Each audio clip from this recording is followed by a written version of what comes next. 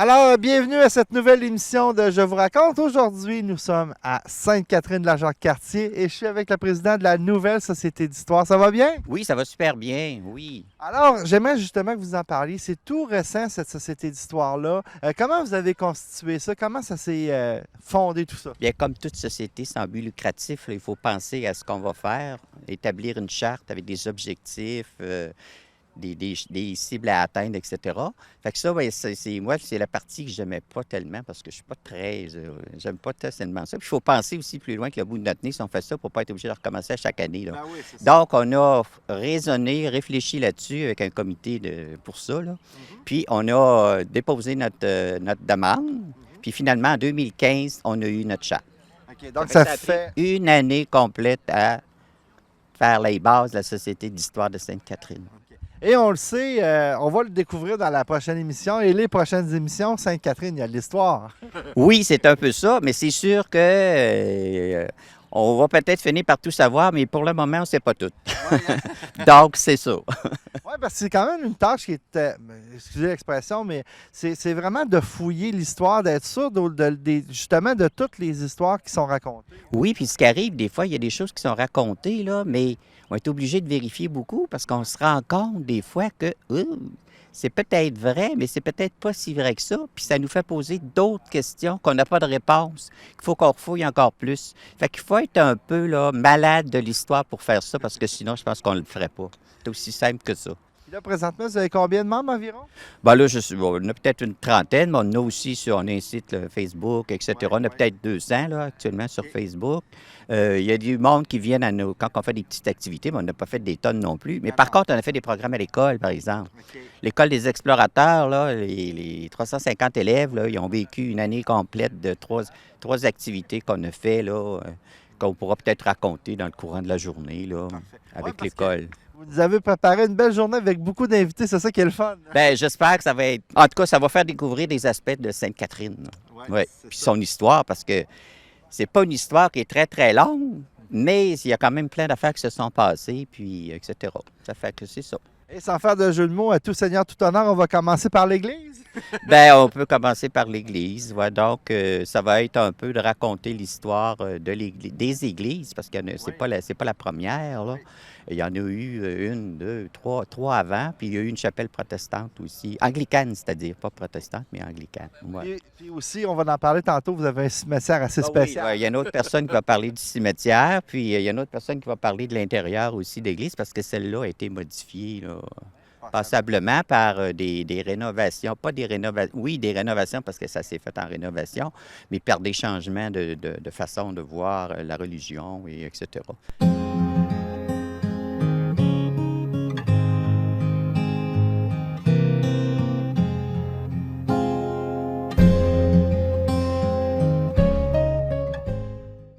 Alors, on est à notre premier petit bout. On va bien sûr parler de l'Église et j'ai le président et puis le vice-président avec moi, alors Denis et Régent. Donc, vous allez les connaître tantôt. Denis, on le connaît depuis le début. Jamais tu nous parles justement de la première Église. Là, j'ai un dessin, c'est sûr qu'il manque des éléments, mais raconte-nous l'histoire de la première Église. Oui, bien, la première église, disons, ce qui est arrivé, là, c'est qu'ils ont pris un plan qui était déjà existant pour partir avec ce plan-là. Puis c'était le plan qui avait servi à construire ce presbytère-là. OK. C'est un presbytère-église en même temps. OK? Ça fait qu'il y avait comme les deux. Mais c'est sûr qu'à l'endroit où celle-là a été faite, là, bien, après ça, ils ont construit l'église à côté. Tandis que lorsqu'ils sont arrivés ici, Oui. ils ont construit celle-là. Oui. OK? Mais lorsqu'on regarde dans les archives, on voit que ça, c'est pas une photo. Ouais, c'est un dessin. C'est un dessin, puis la personne s'est inspirée de ce qu'elle avait entendu probablement, puis de ce qui restait sur le terrain pour faire ce résultat-là. Donc, l'église, si on regarde celle-là, la façade n'était pas de ce côté-ci comme celle-là, là. OK. Elle était l'autre côté. Oui. Donc, Mais sur le même terrain? à peu près. Les églises n'ont pas vraiment changé beaucoup d'emplacement sur le terrain, là. Ils se sont pratiquement toujours reconstruits, peut-être un petit peu plus à gauche, peut-être un petit peu plus à droite, peut-être exactement à la même place, là. On ne pourrait pas trop le dire, mais je suppose, probablement qu'ils se sont reconstruits par-dessus, là, puis sans trop changer. Mais ce qui arrive aussi, c'est que les églises ont grandi aussi avec le temps, là. Ils ont pris de l'expansion en longueur et en largeur. OK? Fait que celle-là, la première, là, qu'on a vue tantôt, qu'on a vu le dessin, bien, il faut rajouter des lucarnes. Il faut rajouter un deuxième étage. Fait qu'on voit que ça change beaucoup, hein? L'orientation était correcte, par exemple. Puis, on a rajouté avec le temps la sacristie en arrière. Mais cette église-là, quand on dit que c'était une église, le presbytère, c'est que le curé demeurait en haut, au deuxième étage. Puis là, le deuxième étage il était divisé en 3 secteurs. Il y avait les appartements du curé. Il y avait les appartements où il pouvait mettre ses grains et ses affaires là, pour survivre, lui aussi. Puis après ça, le reste, là, il y avait 2 grandes salles. C'était comme un genre de salle paroissiale. Que là, une partie pour les femmes, puis l'autre partie pour les hommes. Fait que c'était ça qui a donné cette église-là. Puis qu'est-ce qui est arrivé aussi avec le temps, c'est qu'on va en parler aussi, c'est que c'était proche de la rivière, hein? Puis il y avait des inondations printemps et automne. Puis cette église-là, contrairement aux autres, là, était en cailloux. Imaginez-vous le poids dans une zone inondable, ou presque, puis sur un terrain là, qui est plus ou moins solide. Hein? Puis il ne faisait pas dans ce temps-là des solages de 8 pieds. Là. Hein, c'était des cailloux cimentés, puis après ça, il commençait la construction là-dessus. Fait que ça n'a pas été trop long. Ils l'ont fini en 1833 ou 34 à peu près. Puis vers les années 80, même pas 79, là, l'église était fendue un peu partout. Les murs s'en allaient, puis Magané. elle était très maganée. Ça s'enfonçait, le devant puis le derrière aussi. C'était très pesant, ça fait que ça calait. Fait que là, ils ont pris la décision d'en construire une autre. Donc ça ressemble plus aux églises qu'on a construites au Québec, là. Avec cheminée, pas cheminée, mais clocher central, puis des petits pignons chaque bord là, pour d'autres décorations. Elle était complètement en bois, contrairement à l'autre. Elle a des airs de Saint-Ramon, hein? Oui, c'est bien toutes ces églises qui ont été construites dans ce temps-là, 1880, là. Ça remonte à peu près à ça. On parcourt la province, là, puis il y en a plein dans la province de ces églises qui ont cette allure-là. Fait qu'on voit aussi en même temps sur cette photo-là, là, c'est parce que ça, c'est une photo, on voit que le village de Sainte-Catherine, là, à cette période-là, dans les années 1900 à peu près, là, bien que c'était pas très développé, hein? C'était assez calme, merci. 3-4 maisons alentour. D'ailleurs, le curé s'en plaint à un moment donné, vers 1860 et quelques, là, 75 peut-être. Il dit qu'il n'y a pas de village. Y a-t-il un presbytère, par exemple? Ils sont d'un rang, hein? Y a-t-il un presbytère là-dessus sur la photo? Sur celui-là, oui, le presbytère, on le voit là un petit peu discrètement. On va le voir plus sur l'autre photo. Regardez, oui, je vais vous montrer celle-là. Là. On voit très bien sur celle-là un beau presbytère de style canadien là, avec une grande cheminée centrale, des petites lucarnes, des fenêtres à petits carreaux, etc. Là, super beau, là, qui a été transformé plus tard. On va en reparler tantôt. OK? Il y a eu un feu, hein, je pense, dans cette église-là. Cette église-là, là, on peut dire qu'ils ont commencé à l'utiliser en 1880, puis en 1910, elle passe au feu. Déjà. Donc 20 ans à peu près. Là. Puis c'est perte totale? Oui, perte totale, oui. Dans ce temps-là, là, les pompiers, ils n'aimaient pas beaucoup. Non, hein? c'est ça, Même si on était proche de la rivière, il n'y avait pas grand moyen non plus pour arroser. Ça fait que non, elle a passé complètement au feu, puis c'est à ce moment-là qu'ils ont construit celle-là. Okay. Puis là, ben celle-là, elle a un style un petit peu spécial. On n'a pas souvent vu ça. Hein? Oui, c'est vraiment spécial pour celle-là. C'est le curé, lui, je pense qu'il avait un esprit d'architecte en même temps qu'un esprit de curé. Là. Ouais. Probablement que... Mais il faut regarder un peu son histoire aussi. Il était très influencé par son histoire, ce curé-là. C'est le curé Jolicoeur, là. Oui. Il a construit une autre église à Saint-Paul-du-Buton, en arrière de Montmagny, là. À peu près dans le style de celle qu'on vient de voir, là. OK? Donc, celle qui était là avant, qu'elle passe au feu.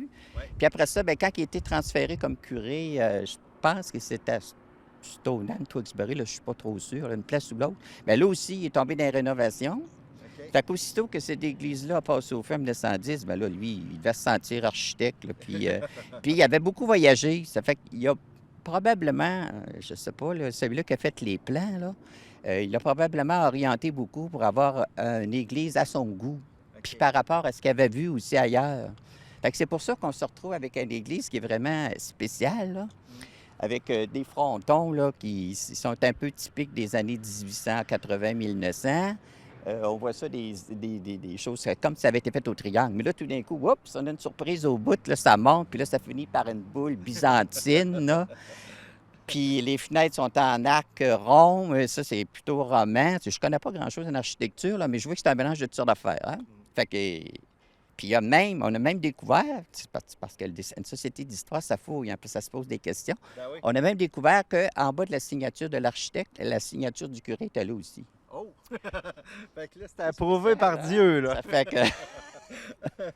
Il y avait un âme d'architecte, c'est sûr. Sûrement. C'est sûr, c'est sûr. Je vais passer à Régent, parce que Régent, il voulait nous parler un petit peu plus des cloches là, qui sont succédées à l'histoire.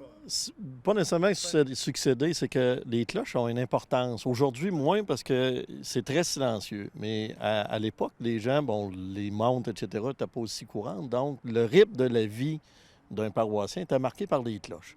Quand tu venais au monde, on sonnait les cloches quand on te baptisait. À ton mariage, à aller aux enterrements. Vous savez, on sonnait le glas, par exemple, pour annoncer les morts. C'est comme ça que les gens dans la communauté savaient qu'il y avait quelqu'un qui était décédé. Le glas, c'est 2 fois pour une femme, 3 fois pour un homme, ou vice-versa. Là, mon souvenir est là. Mais l'angélus était sonné le midi, le soir, la prière était faite, etc.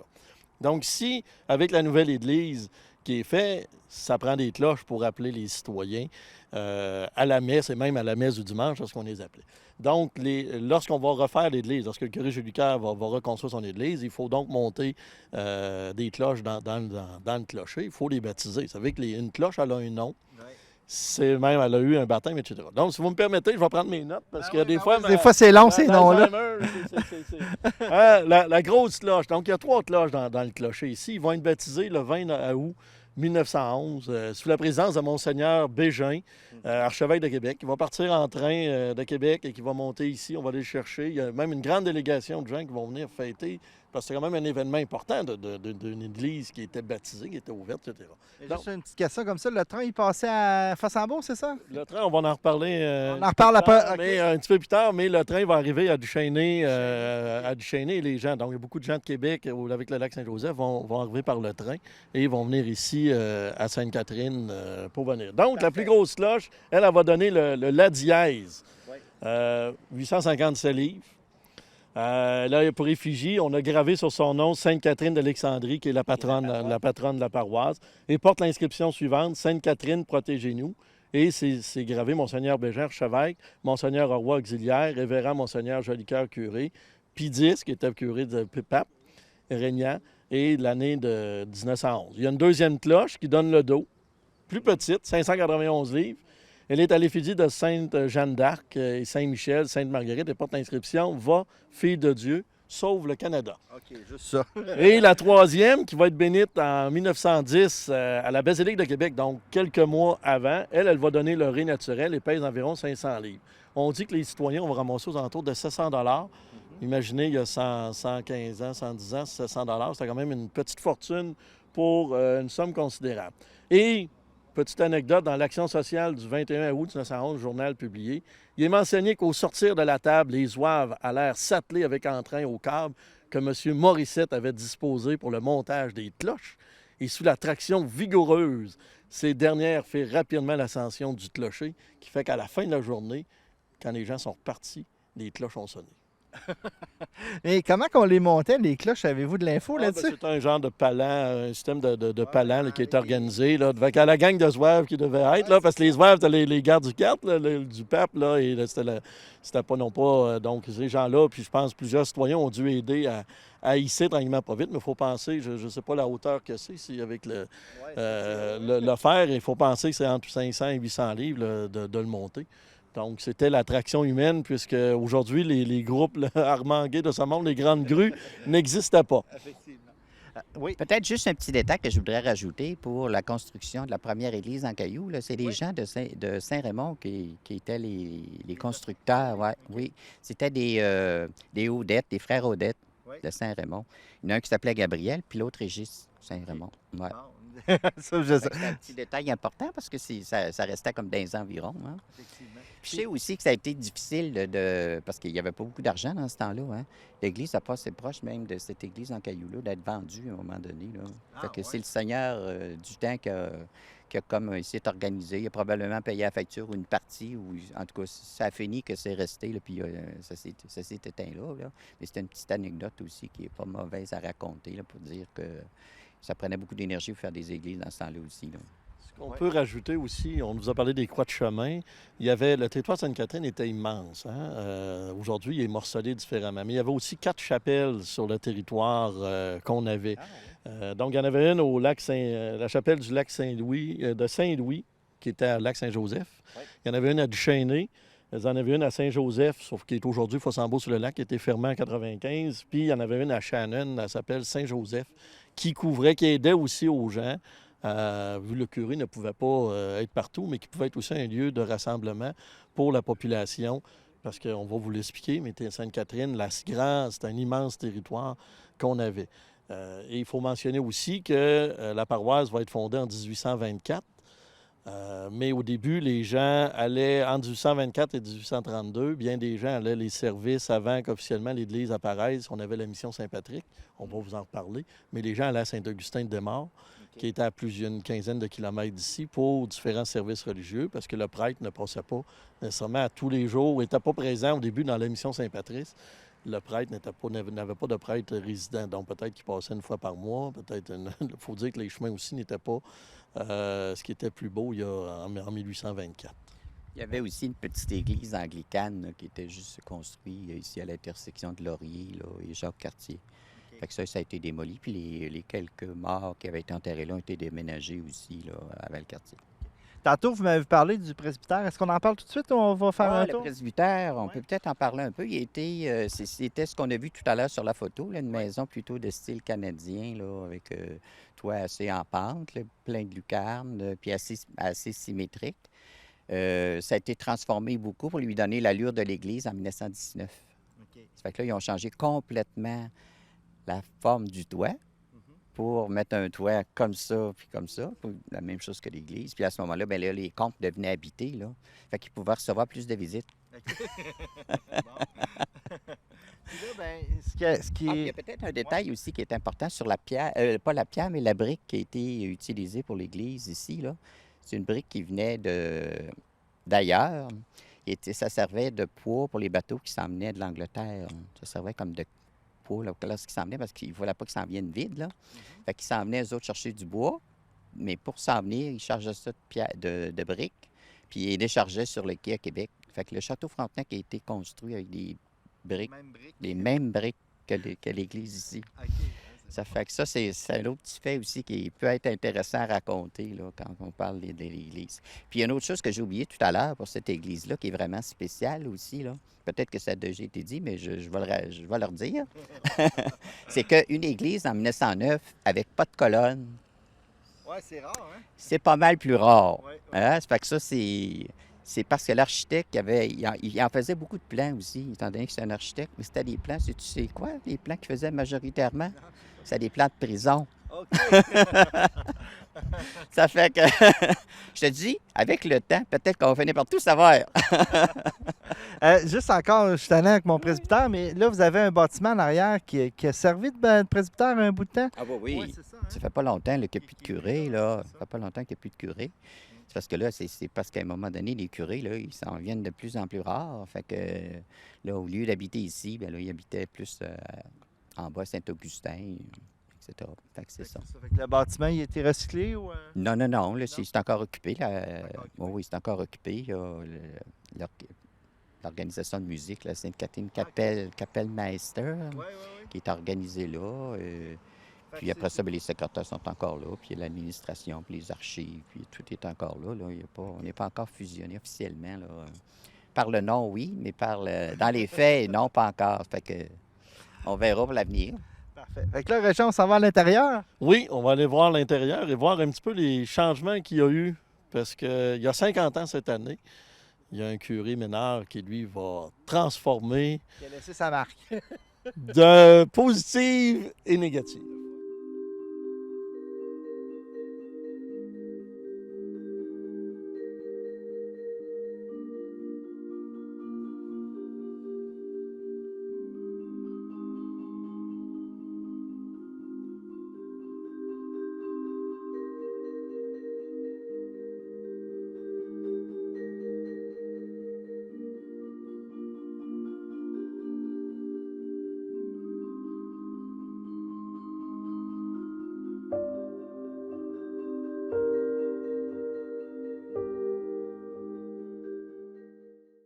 Alors, Régent, on change de personne pour justement nous parler de l'intérieur de l'Église. Ça a beaucoup changé, l'Église, ici. Effectivement, puisqu'en 68, il y a 50 ans cette année, le curé de l'époque, l'abbé Ménard, a comme un mandat de l'archevêché, c'est-à-dire on est dans le renouveau charismatique, le renouveau liturgique. On est après le Vatican II. Donc, radicalement, la messe n'est plus en latin. Le curé faisait dos. Hein. Si on revenait dans le temps, le curé nous faisait dos, parlant en latin, etc. Et là, dans les années 60, tout change. Et le curé a comme l'idée de moderniser cette Église, la changer de façon à ce que les paroissiens se sentent plus près un petit peu de la nouvelle liturgie. Donc, qu'est-ce qu'on va arriver de faire? C'est qu'ici, il va consulter les gens. Donc, dès le mois de janvier 68, février, il va y avoir des consultations publiques. Il va dire, bien, il faut aussi, tant qu'à modifier les choses, on va repeinturer, on va modifier l'électricité, etc. Et les citoyens vont être d'accord avec le projet.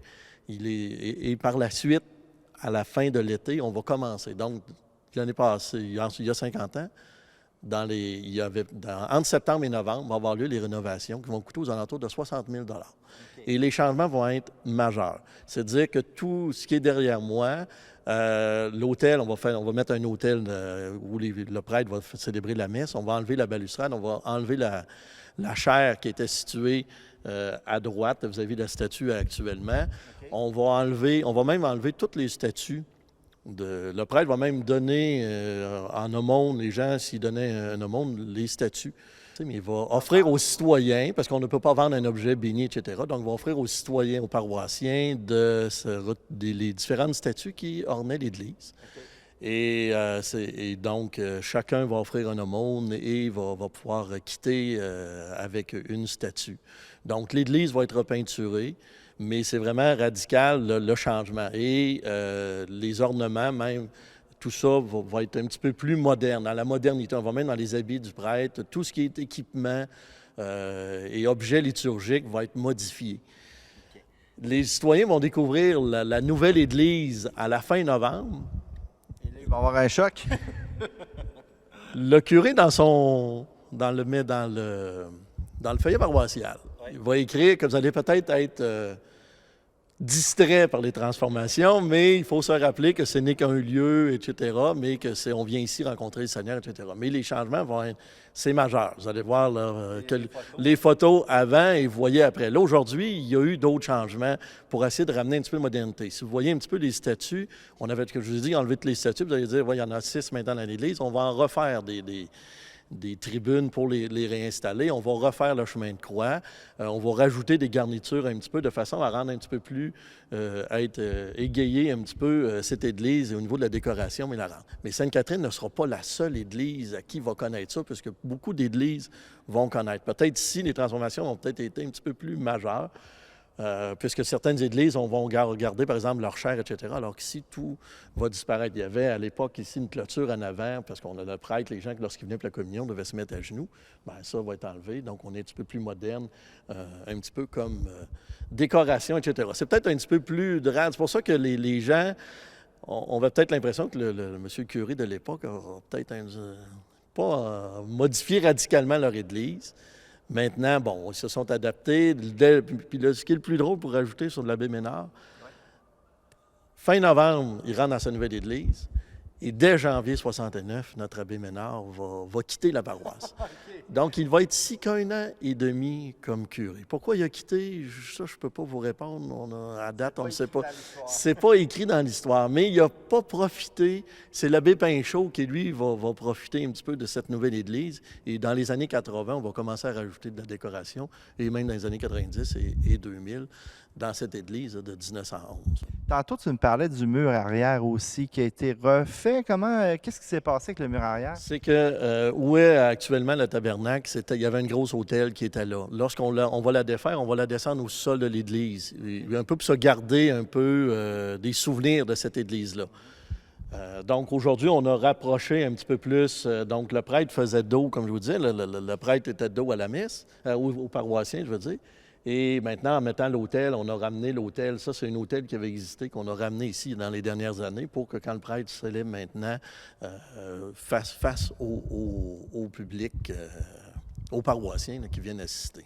Okay. Puis comme la croix et les statues en haut, ça, c'est toutes des choses qui ont été rachetées par la suite? Qui ont été rachetés, qui ont été ramenés par la suite, il faut voir. Là. Si on avait pu voyager dans le temps, étant en 68, malheureusement, on a très peu d'images.